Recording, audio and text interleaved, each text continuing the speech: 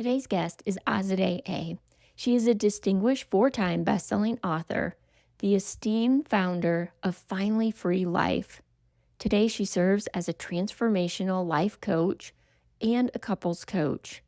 She's the visionary behind the 12 Steps for Narcissistic Abuse Recovery, where she draws from her own journey as a trauma survivor of domestic and sexual abuse and a conqueror of addiction.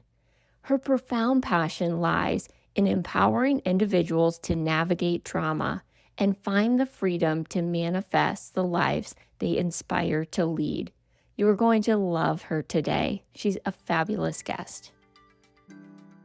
I've got a question for you. Who's the person you're being? Are you satisfied? It's okay. This is a judge-free zone, and it's exactly why I started the show.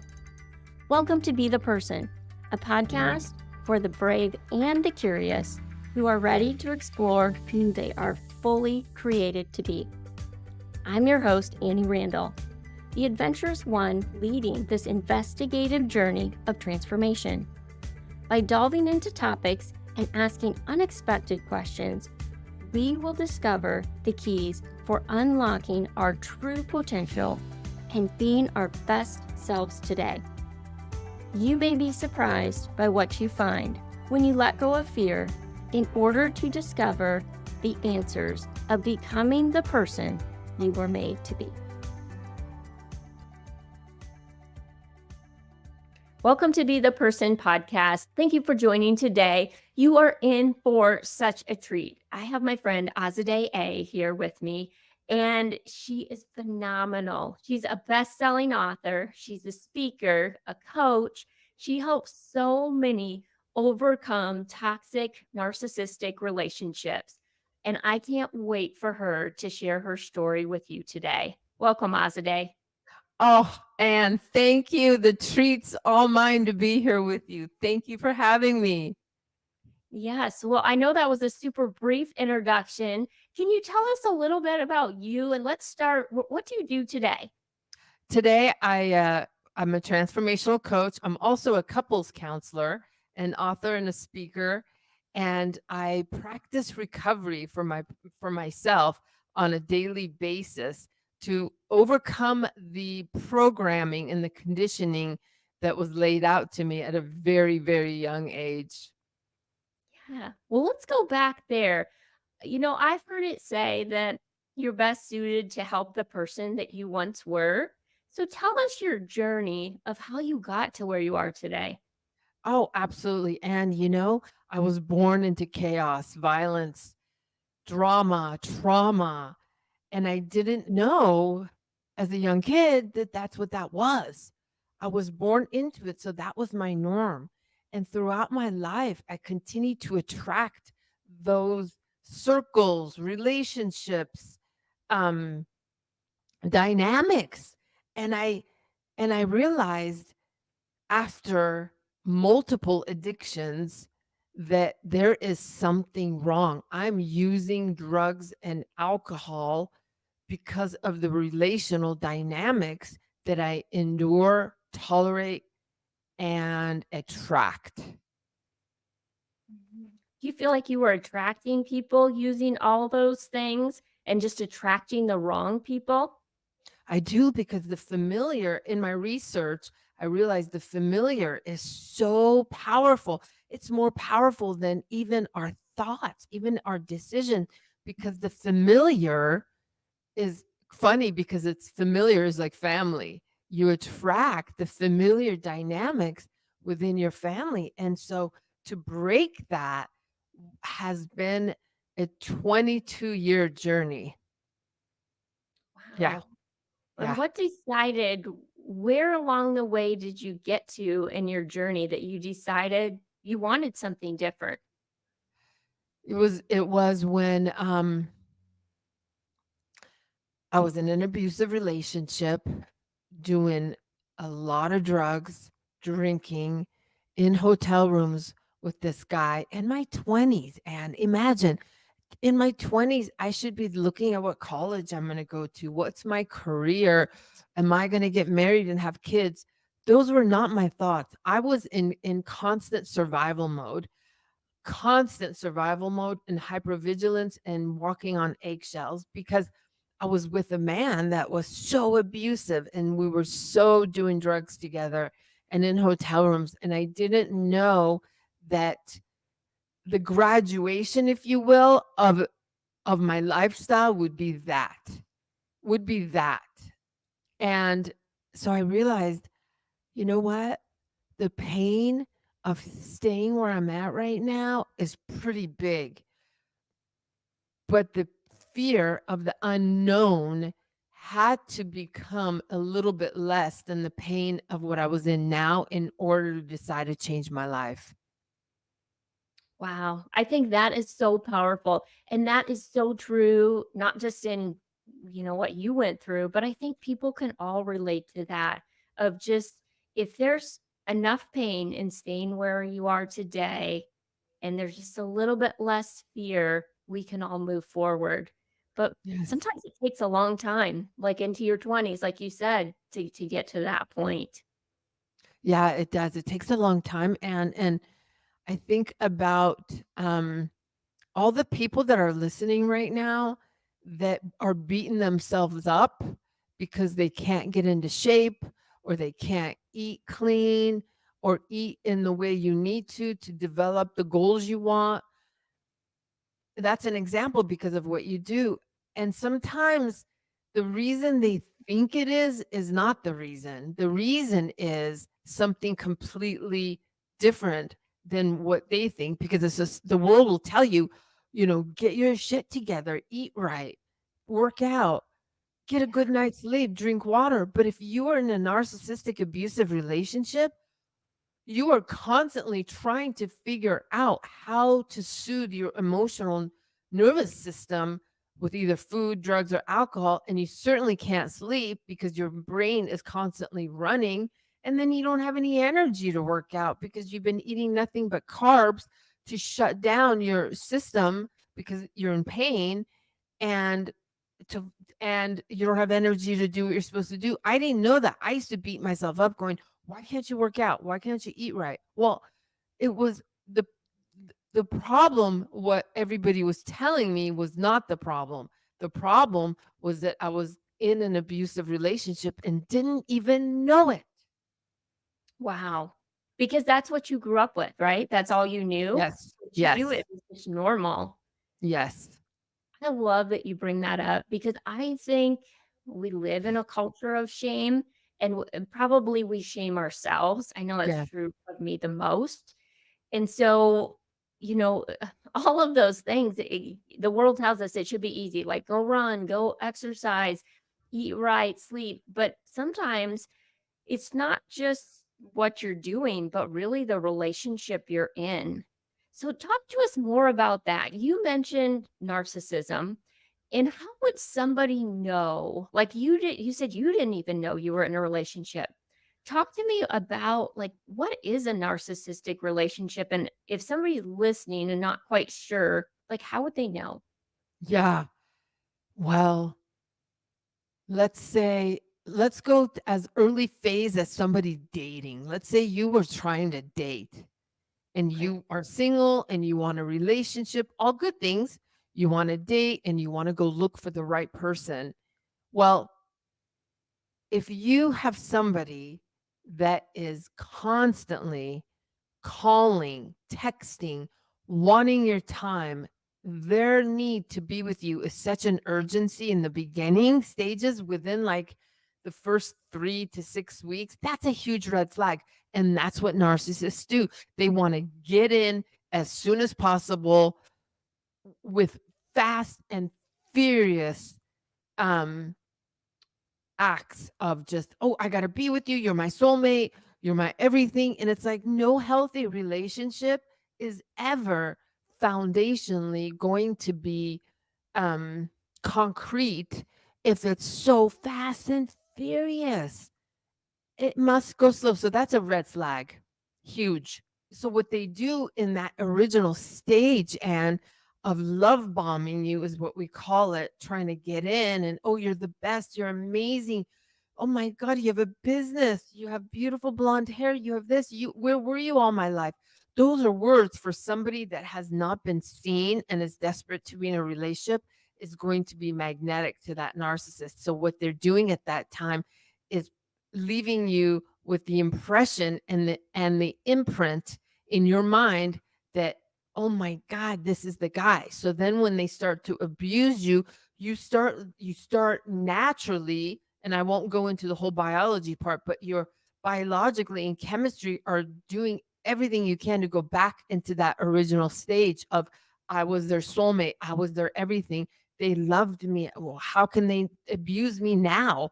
Like we have to go back to that. So then we end up developing CPTSD symptoms that are breaking us down, but we're not paying attention to that. We want to go back. We want to go back to that original phase of that, like this like magical love first stage with the narcissist. So after that makes sense to me. Like if somebody comes in, says all the right things, especially like you said, if you haven't been seen, that feels so wonderful to be Yeah. seen. Yeah. But then how do they start? Like, how would somebody know if is it always abusive? Like always physical? Can it be just verbal? Like, how does that part work? Are there mood swings? Yeah. Yeah. That's a great question. It can be physical, but sometimes it's purely psychological and emotional. And it's interesting. And this is how they come in so slow. It starts after that love bomb stage, they start devaluing, name calling here and there, and it starts to progress. Criticizing, some controlling, some isolating you from your friends and family, and they do that because they want to pull you aside from anybody that could speak truth into you. So that whole like you're amazing, you're the best, where were you all my life starts to go to you can't you're not chewing right. I don't like the way you eat. I don't like the way you dress. I don't like your body. I don't and I can really and it's slow, but it's so slow that you don't know it, but you think it's because they care, because they implant that. They are master manipulators. They slowly make you think that the criticism is for your own good and coming from love, but it's not. It's a breakdown process. So when you were in that relationship, you know, you talked about drugs and alcohol being some of the ways that you dealt with things. What about like you talked about not being able to work out or not eating correctly? Tell me a little bit about like did binge eating come in for you? What were some other signs that you weren't taking care of yourself? Yeah, definitely. So I got off the drugs and alcohol, and I had not, that's all I did. It was just sobriety. That wasn't enough. And I had no idea. Now I'm dealing with all the wounds and the emotional dysregulation and the systematic fear, is what I call it, walking this earth. I knew I couldn't go back to drugs and alcohol. So then I started to binge eat really bad just to shut all of those things down, to kind of put me in this high carbohydrate, high sugar um, comfort zone where I don't have to feel or deal with any of those things because I didn't even know what they were. I didn't know. So I would just binge eat violently. And I mean, I was over 205 pounds, and today I'm 143 pounds at 5'6". Then I was over 205 pounds because I was just binge eating throughout. I mean, running to the grocery store during my lunch breaks when I worked in corporate, like literally running. I couldn't get it fast enough because the emotional dysregulation I was in so much pain. Yeah. And we all do things, I think, to shut pain down. Yeah. So I think that's, you know, drugs, alcohol, binge eat, whatever it is. You pick your poison, I guess. What was the point for you where you uncovered, like, wait a minute, this isn't healthy. There's pain underneath that I have to deal with. And talk to us about that because I think a lot of people never get past that stage. What do you do there? Yeah, it's a really good and a lot of people don't. You're right. Some people never do. Mhm. Some people never do. I see it all the time. I think getting help with people that have results, I think you got to get support, you got to get help, whether it's therapy, whether it's a coach, whether it's someone that can see through you and see the root of the issue rather than trying to manage the symptoms. Somebody that's willing to go deep with you, I think that's what I've done is I've always gotten help, constantly gotten help, coach, therapist, sponsor, friends, books, YouTubes, constantly trying to educate myself. But at the same time, all of that's great, but I have to develop some tools of becoming my own self partnering, resilience, mindset, things that are going to help me when I can't get resources, get my own tools, if you will. Yeah, I think that's important to build a toolbox. I know one of the things like you are an amazing author, wrote 12 steps to recovery from from narcissistic abuse. Tell us a little bit about that and the 12 steps because I think you're right. If somebody maybe they can't afford a counselor, maybe the counselor's not available. So just using all of the tools available. Talk to us about that resource, why you wrote it and how it helps. Yeah, so I have been changed because of the 12 steps myself. And so I wrote that 12-step recovery workbook for people that exactly what you said can't afford um therapist or doctor or coach or anything like that. They can actually with an accountability partner go through that recovery workbook and find healing and awareness. And all my books, by the way, are highly imprinted by God, which is a part, the biggest part I don't want to leave out. My relationship and connection with God has been even more than people healing because I came to God in such a purity of a spiritual understanding. I didn't have any. So I was able to reach out to God in desperation and he answered. And so that workbook is so good for like, I think I have it for 13 or $15 on Amazon. To get it and go through it with somebody, you will, that it's actually my whole healing journey adapted into the 12 steps. I love that you did that and put that out for a resource. I'll make sure I link to that. Tell me a little bit. I'm just curious about did you grow up with a faith or was that something you discovered later in life? Yeah, my parents are atheists to this day. They are atheists. So I didn't have a God. I came to God, you know, in my recovery circle, we say God, gift of desperation. And I was desperate and I found God in my desperation. So I came to faith probably a year or 2 years before I got sober. So about 24 years ago. Okay. And was Yeah. there an event or a time, a person that helped you do that? Yeah. That's funny you asked that because I was with my boyfriend at the time, a different one, and his mom said, "Well, if you want to spend the night here, you have to come to church tomorrow." I was like, "Yeah, fine, I'll go." I was young, I was super young and wanted to be with my boyfriend. And so I went to church and it was like an electric feeling being there. I mean, it was like, wow, this is unbelievable. And from then on, it's been not a perfect walk, but a walk for sure. Yeah. I love Yeah. when you bring that in and how powerful that is in your own life today. Yeah, and it's not perfect. I want to emphasize that. And I am a Christian counselor, and so I work with a lot of people that are Christians, and I do work with people that are not. And so it's funny because my Christian clients, as soon as they get on their first call with me, they go, "I haven't been to church," and I go, "Neither have I." I mean, it's not religion; it's relationship, And so it's interesting how it goes that direction. Yeah.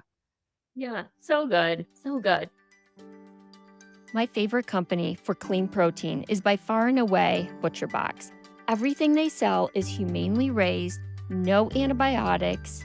You get to choose what comes in your box, whether it's beef, chicken, pork, seafood, and you get to choose all of the cuts you want as well as how often you want. It's shipped direct to your house, so every time I go to cook dinner, there's meat in my freezer. They're giving our audience $50 off the first box. See the link in the show notes. Well, let me ask you a different question.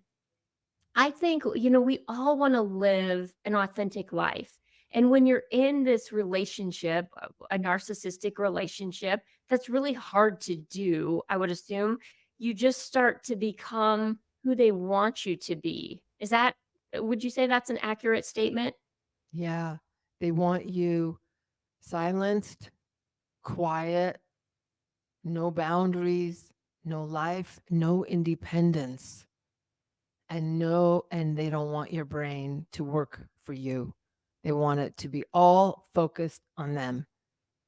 They are that's the end goal for the narcissist, is to break you down enough to where you have nothing left to save yourself. It's dark, it's sad, but it's real. But it's real.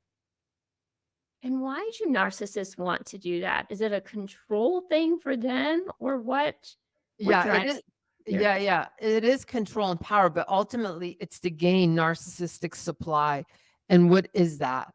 Narcissistic supply is what the narcissist needs more than anything in order to feel emotionally regulated and powerful. So they need admiration, they need constant praise, they need they need to win the manipulative argument over you. They need you to eventually make them God and you not. It's called narcissistic supply. And even if they get you to cry because they're yelling at you, they get off on that. That sounds sadistic because it is. They like any kind of reaction they get out of you, whatever it is, tears, anger, rage, admiration, or praise. They want your emotional reaction that makes them feel powerful. So they are always doing something to get that, whether they're giving you gifts or they are verbally breaking you down or apologizing to you and getting you to come back. It's just this chaotic, insane dynamic, and they won't stop. They're relentless. They're relentless. It will never stop. I tried everything 10 times at least. And they don't change. They don't want to change. They just go from one person to another. Wow. That makes a lot of sense when you say that because, there's positives and there's negatives in there. And I guess the easy thing would be to leave the relationship. But let's say you can't. Let's say maybe you have a child together, you're divorced, but you're still dealing with that person. Can you give us some advice in dealing with a narcissist? Like how to best interact with them? You can gain respect from them, and you have to be so connected to yourself and confident and have such firm boundaries that they can't get in. So if they're constantly trying to say, calling you, texting you, trying to say you're the best thing that ever happened to me, you shut that down right away. You just don't let them in. So if you have confidence, I call it black belt boundaries. If you have independence, you don't need them. All of those things, they're really not going to stay, Anne. And if you have to work with them or something like that, like a boss situation or a client situation, They'll respect you, but eventually they'll move on because they want someone that they can dominate and control. So you interact with them temporarily by really knowing yourself and not giving yourself away so soon, having really strong boundaries, and also recognizing red flags and not turning them green. A lot of people do, a lot of my clients do out of like love and empathy. They'll turn red flags green, and then that person gets in more and more and more into their world. And then it's harder to get them out. So, confident people don't really have narcissists too long in their life. Yeah, that makes sense. I love black belt boundaries. I've never Yeah. heard that before. Yeah. Me and my husband thought of it. Yeah. Yeah. I'm gonna use that from now on. Yes. Do. One of the things that I admire so much about you is just how you live really free. One, you're authentic, and two, you have this just freedom about you to be you. Uh, Tell me a little bit of going from this relationship, going from abuse and then drugs and alcohol, binge eating, not really knowing yourself, to this journey of being authentic, being free. Because I'm thinking a lot of people, are somewhere on that journey. But take me through how that happens and advice that you would have for people on that journey. Oh, yeah. I think the first thing is making a decision, a strong decision in your own mind with yourself that you're going to fight until you're 6 feet under to find that freedom. Even if it takes 5 years, 10 years, 20 years, 30 years, you have to let go of instant gratification. And I'm sure you deal with that in your work with working out. Everybody works out 2 weeks and they're like, where's my muscle? You're like, it's going to need more than that. So you make a decision in your thoughts. I'm going to fight no matter what for my birthright. And then what I did was constantly rehearse and reframe and fight for that. Like I became so passionate about my freedom, which ironically, Azadeh actually means freedom in Farsi. So it was like my birthright, and I gotta fight for my freedom, right? There's what else am I gonna do in this life? What else? So the people out there listening, look at the cost of not fighting for your freedom, the cost, how it's affecting people, how it's affecting your health, your mental health, your life. And what will be the cost when you're 70, 80 that you didn't fight for your freedom? Some of those things really scare me. I don't want regrets. I already have regrets. I don't want more. So many things come into play that make me want to continually fight and help others fight. So good. You know what I've been picturing lately, and maybe you can relate to this, is just really this cage. And it has this door, and it looks like it's locked, but it's not. We just have to push on there and be able to walk out. Sometimes I think we put ourselves in that cage of, negative beliefs, negative feelings, self-doubt, negative talk, all of those things. But especially like as Christians, we're meant to be free. Like it Yes. says we're free. And I just been fighting with that because I want to live free. And so it's been a battle for me as well, sometimes just to take myself out of that own cage and live freely. Oh, you said it perfectly. How do I take myself out? I can see where people put me in there or Yeah. or life or circumstances or the world, but how do I get myself out of there? I'll tell you this, Anne, with every area of recovery and healing for myself, I've always had some sort of a backlash, a season, like doubt, misbelief, trying to go back saying, who do you think you are? What's going to happen to you? I have dealt with those dragons with every level of recovery and healing. So I almost know that they're coming. You know what I mean? Yeah, I love that you mentioned that because I think sometimes we listen to something, maybe somebody's listening thinking, "Yeah, I can do this. This is me." They go out and it's day 2 and that voice in your head says, "Who do you think you are anyway?" And then we go right back. But if you expect that voice is coming. Like you said, I think it's very powerful in like, "Okay, there it is." Like, I recognize it. Yeah, I think you're right. And it's got to be a reality check. And people don't talk about it enough. So the ones that do experience it think, what's wrong with me? Why do I have these thoughts? And she didn't because she never talked about it. So it's so important to be in reality and go, no, every book I wrote, every big decision I made, I had backlash of should I, shouldn't I? Maybe you should wait till you're stronger.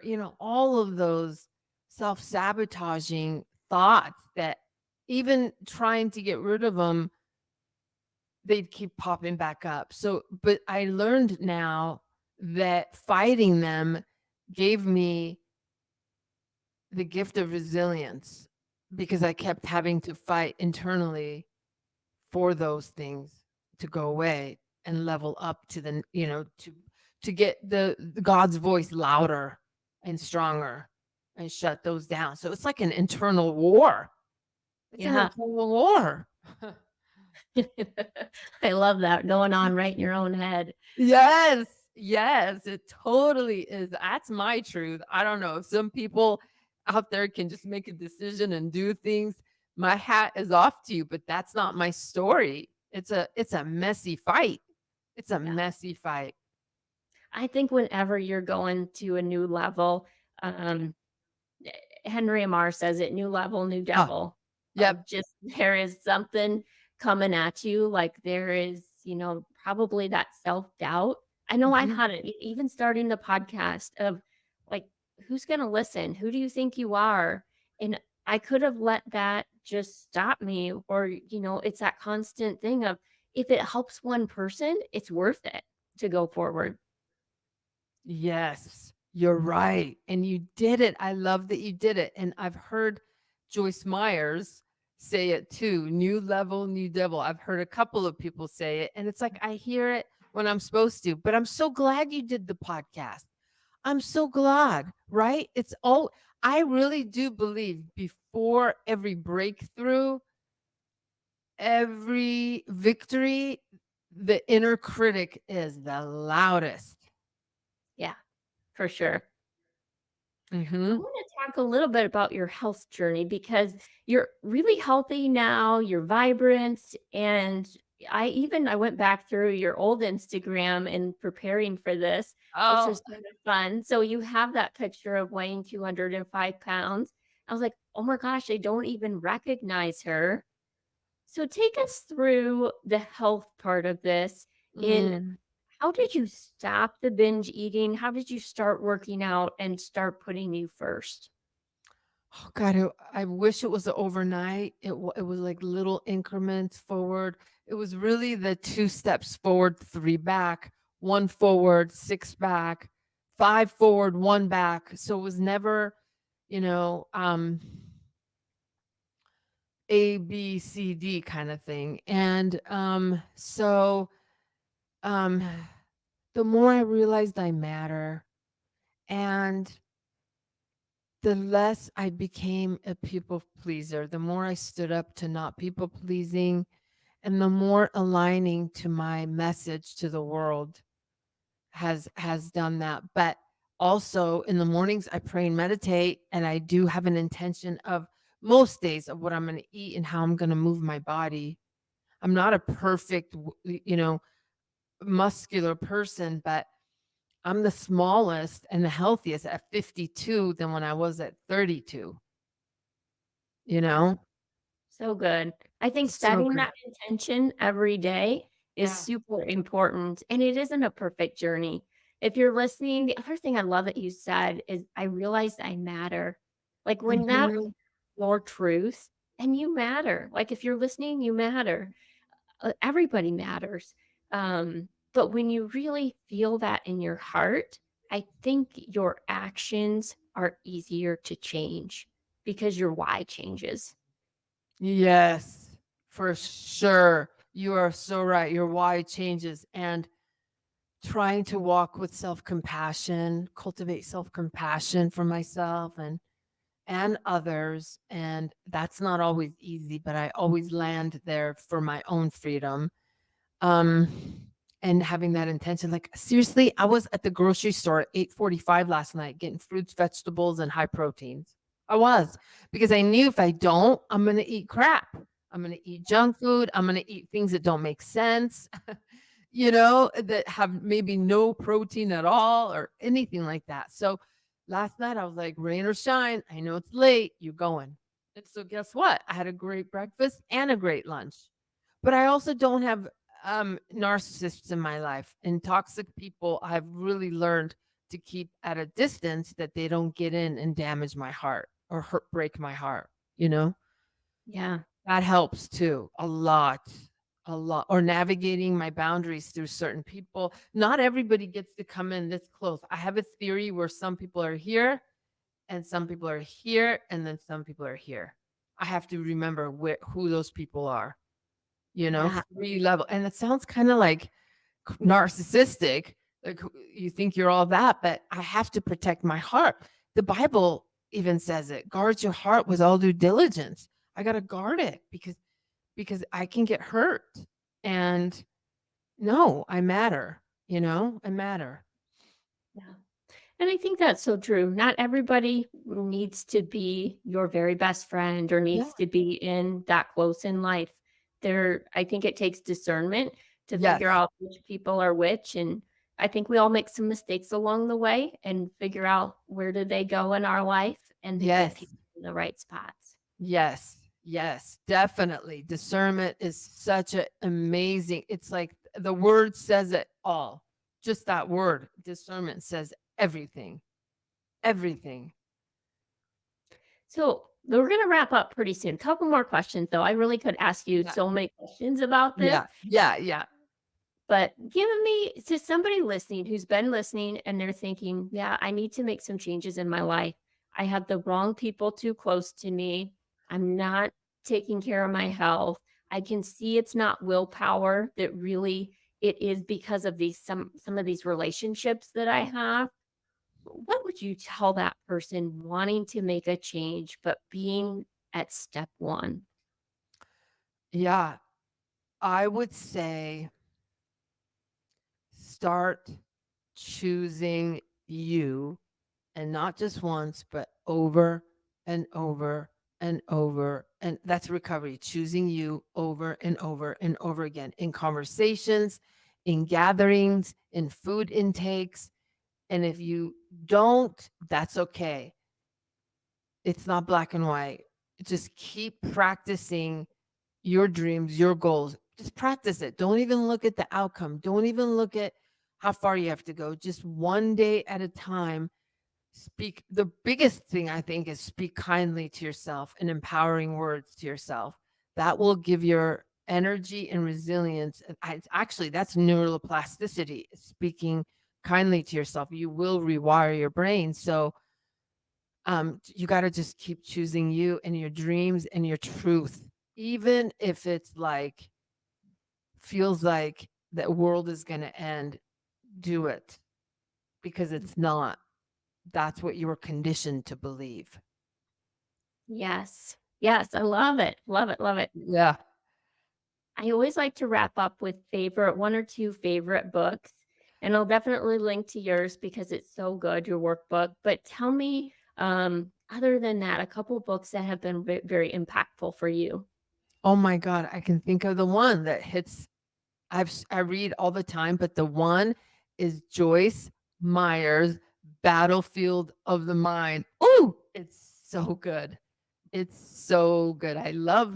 She's one of my favorites to listen to. I have many, but that book was transformational for me. That one I haven't read.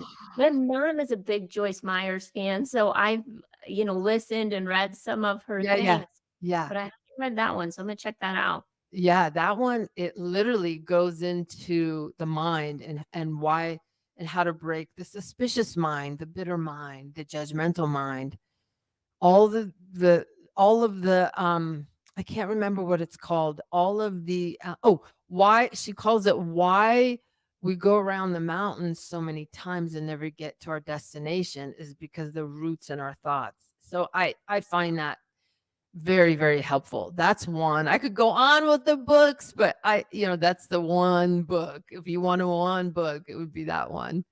Okay. I'll link to that in our show Yeah, notes yeah, for sure. yeah, yeah. I know people are listening and they love you. They probably want to work with you. They definitely follow you on Instagram because I love all your videos. Thank But tell us you. the best way to connect. Yeah, you can connect with me on Break Free, Rise and Rebuild, Instagram. My all my books are on Amazon. I'm on YouTube just as of a couple months ago. All under Break Free, Rise and Rebuild, Azadeh Azadeh. Yeah. Yeah. I love that's freedom. So I think Yes. you have helped yourself gain that freedom and you're going to help so many others do that as well. Thank you. Yes, that's my goal. That's my goal and my wish and my purpose. My purpose to be here Yeah. to do that. Yeah. You're doing it every I day. I see you. Thank you. Thank you, Anne, so much. Thank you. Thank you all for listening to Be the Person podcast. I really appreciate it.